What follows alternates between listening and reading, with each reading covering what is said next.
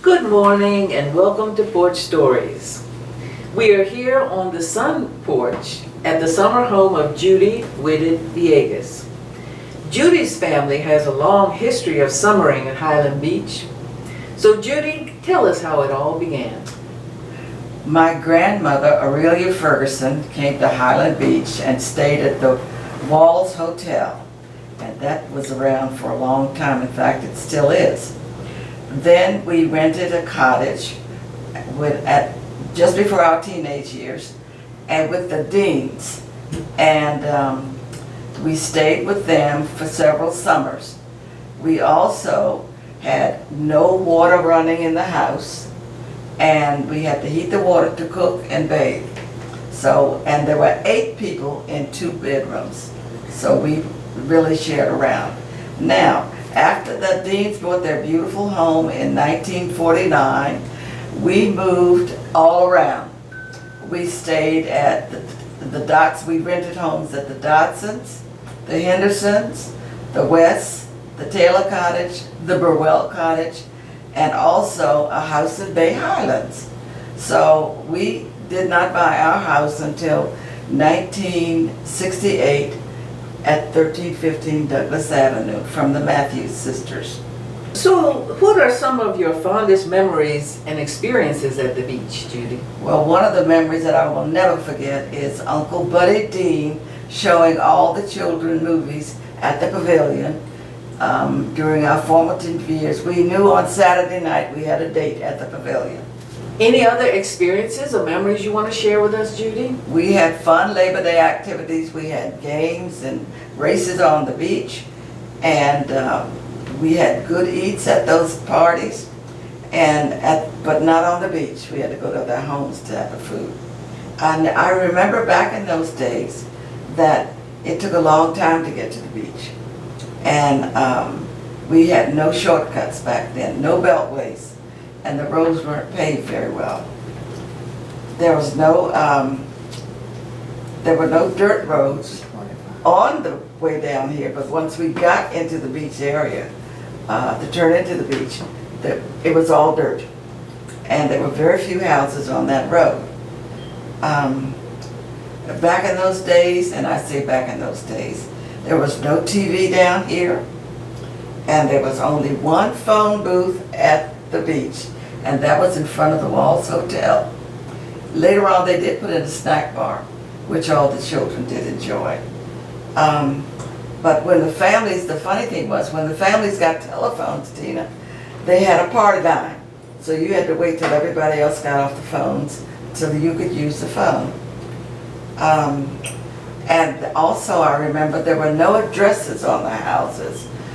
They went by the Taylor Cottage, the Burwell Cottage, the Shepherd Cottage, and Rainbow Cottage. So that was another thing that I remember. And I do remember that we had one store where the family shopped, and it was called La Chapelle's. And we had no Burger King, no Hamburger Hamlet, no any of those other stores. But we could go to La Chapelle's, and they had a wide variety of foods and groceries. I also remember that there was a lot of segregation in Annapolis at the time. There were fountains in the center of the city that had designated white and colored, and that was very painful. You couldn't go into the shops and buy clothes, and I remember that at the end of August, our mothers would go into a clothing store and purchase clothes, and we had to try them on when we got home. So they had to get the right size. The more things change, the more they stay the same. Well, tell us about some of the lasting effects of the past. a lot of us still enjoy seafood now. Crabs, oysters, fish, and that started by crabbing in the creek. Children loved the water. It was much cleaner then and much more shallow then. And also, some of the friends that we made then, we have right now. Janice, my sister, and Yolande, Marco's sister, are still good friends today. and Margot and I are good friends. So that came from being in a 2-bedroom cottage. What changes have you seen take place over time? And I'm sure there have been many. Oh, there are. For one thing, I remember some things that we used to do for fun. We had a good humor man, and he sold you ice cream for 10 cents. The most expensive was 25 cents. We did not have as many young groups then because there weren't that many differentiations between the groups. There was a Iceman, and the Iceman used to come to the cottage, and he would not only bring ice, he brought milk and watermelon. So that was always good to eat. Jellyfish remedies were very different back in those days. My mothers or put Old Bay seasoning on us, or they rubbed us with hot sand, and neither one of those remedies are recommended today. We had baby oil put all over us because there was no such thing as sunscreen. So they do have that now. There are fewer bicycles now. I do know that nowadays a lot of families have golf carts, and they have taken their children on trips in the golf carts, and now the children drive around in them themselves. These are the grandchildren as well as the children. Back in the day, everybody walked barefoot, and I do remember Yolandine walking barefoot, and she walked all over this beach, and I don't think I ever saw her with shoes on.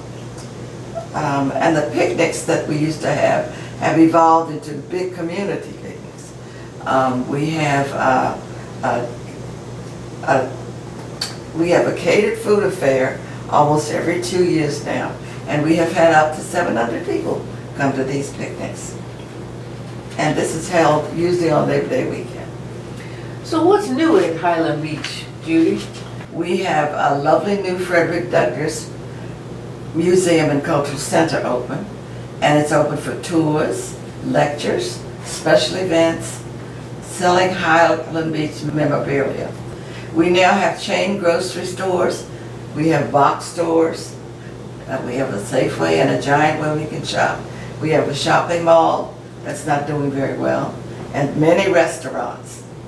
And many families now have swimming pools, and there are about 6 families with swimming pools in Highland Beach. And the children enjoy them, and some of the people have hosted parties, swim parties for the children. So that is good. So now, Judy, what do you wish to see for the future for the Highland Beach community? Well, number one, I hope we can preserve the beachfront. I think that's very important. How about things for youth or young people? Well, we want the young people to be familiar with the books that were written by our own citizens. And I think they're very well done, and I think they should be acknowledged, and families down here should own one to get a real picture of the beach. I want the children to know about the segregation that we went through, how this was our haven because we could not go anyplace else. Well, thank you, Judy, for sharing your story with us today. We appreciate that, and it will be preserved for later generations. On April the 13th, 2022, the town of Highland Beach celebrated the 100th anniversary of the charter, the incorporation of the town. A Service Appreciation Award was presented to Judy Villegas by Ben Secundi. The award reads like this: "This award is in special recognition and appreciation for your outstanding service over many years to the Highland Beach community. As a longtime resident, you have continued the legacy of service by your contributions on various beach boards and committees, including Board of Elections, Frederick Douglass Museum and Cultural Center Board, and as the Amenities Chairperson for the Highland Beach Citizens Association since 1996. This is a very lovely award. I've received other awards, but this is by far the prettiest that I've gotten, and I do appreciate it. I appreciate the Beach Committee for developing this and for acknowledging my work that I've done at the beach, and I thank you. And I thank you, Dina, for talking to me today. You're quite welcome, Judy.